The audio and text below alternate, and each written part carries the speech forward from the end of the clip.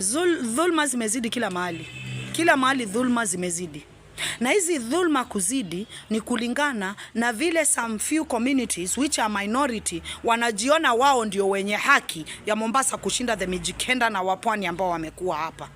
While we know they are the minority, let's agree, let's put it on, let's call a spade a spade. The Swahili and Arabs, they are minority. Hata kule Lamu, they are the minority. Na tusidanganyane, Issa Timami amepatiwa kile kiti na Wakikuyu kwa sababu ni indigenous wa pale wamempa. Lakini leo Issa Timami na Waswahili wa Lamu wakisema wanasimama leo wapigie watu wao kura, hakuna kura watapata.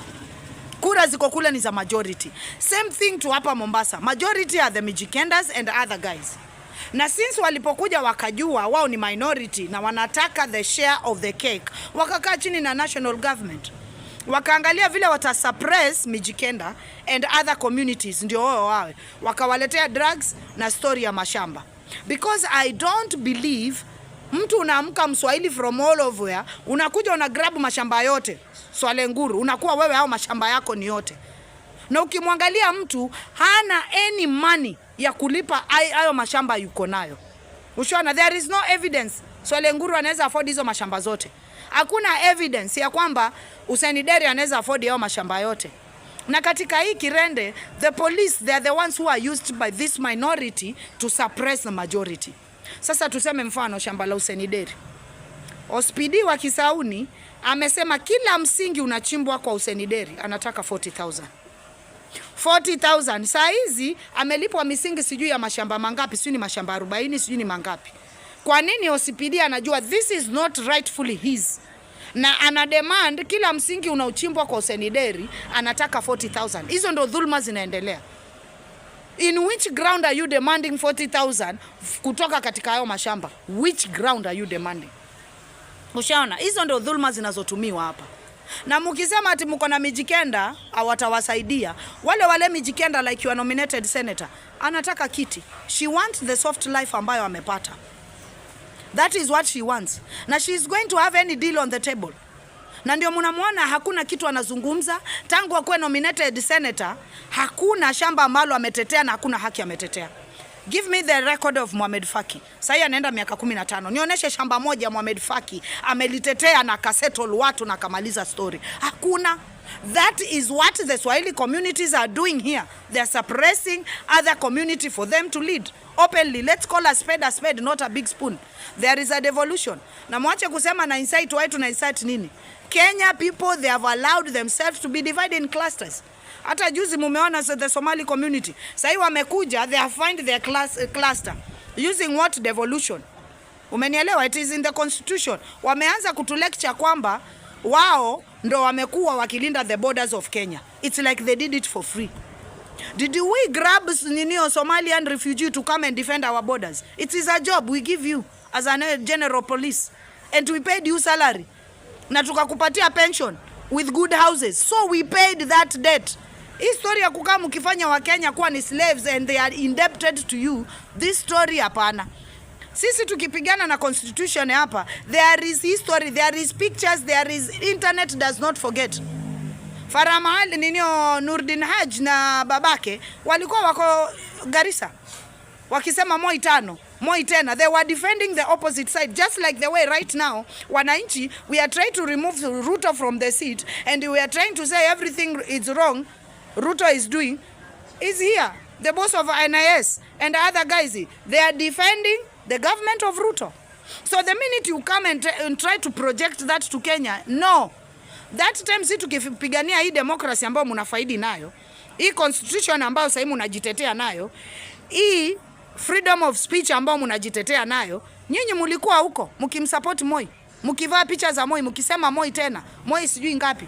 Tukapigwa, watu wakauawa, sasa tumepata democracy ndio mnakuja mnakaa mnasema, Farah Mahali hatujasahau maneno yake na we will never forget. And we are going to paint those words and put them on our walls kwa nyumba zetu. Hatujasahau Farah Mahali akisema angekuwa na nafasi angeua 500 Gen Z.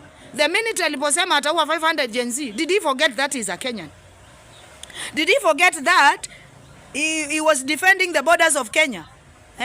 How can you come on the media and say that you are going to kill 500 Gen Z per day And today you are claiming that you are Kenya. You have a right in Kenya. Which right, my friend? There will come a day, an IS boss one day, he will stand and lecture us. Aanze kutuambia, I was in this government. I was protecting the citizens of this country. While he was helping the sitting government kill us. While he was helping the sitting government do everything wrong to the citizen of Kenya. So my friend, hii story ya kuproject, saa zile mumeshikwa mnaanza kusema pia sisi tumekuwa hapa tukidefend Kenya, tukifanya nini? It's a job we employed you and we paid you and we give you pension and you need to be thankful. We give you a home from a refugee for becoming citizen.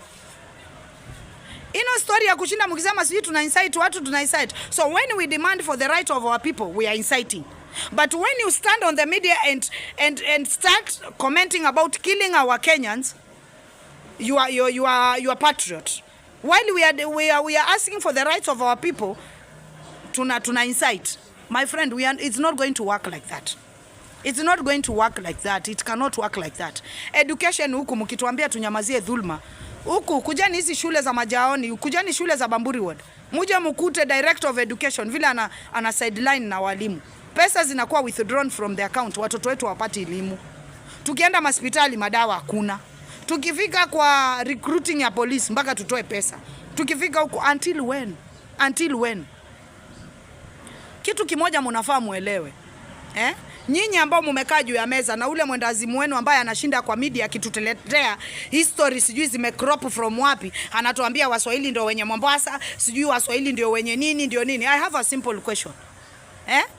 Waarabu walipokuja wakaanza kuuza Wagiriama na watu wengine kama slaves, wakafundisha wazungu kuuza slaves, ambapo saa hizi watu wakisema kuhusiana wazungu waliuza slaves and they must pay for slavering us.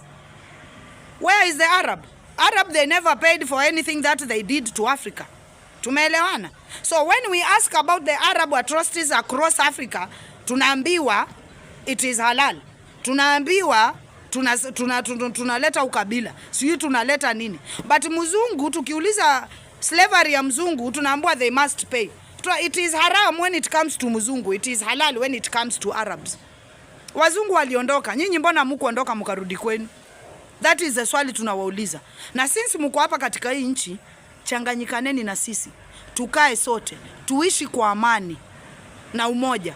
Lakini this behavior ambao mumekaa juu ya meza, mukaform the Swahili community and whatever you call yourself Arabs, and you want to sideline the Mijikenda by making them feel like they are minority. We know you Swahili and Arabs, you are the minority and we are the majority. So why don't we sit on the table where we are going to have a fair share of Coast region?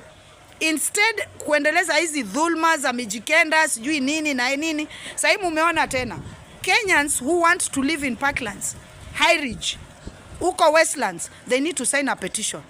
Can you imagine an Indian who came to Kenya 40 years ago ama 60 years ago kujenga railway?